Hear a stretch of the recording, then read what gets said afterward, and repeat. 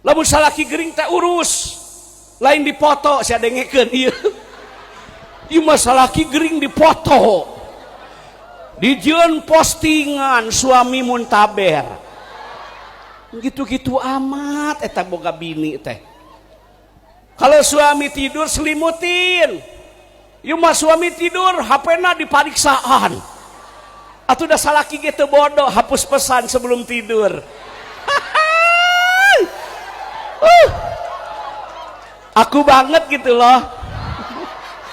Aya da aya. Jelema teh ciuk keur diuk da keur diuk. Imahna teh aya pantauan.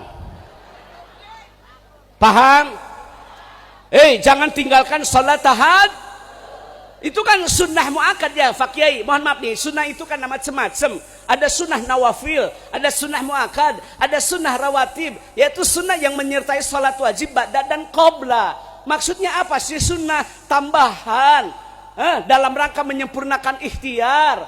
Takut dalam salat fardu ada kekurangan, disempurnakan dengan tak itu hari salat teh sunat lah. Salat langsung. Ahli sunnah ahli sholat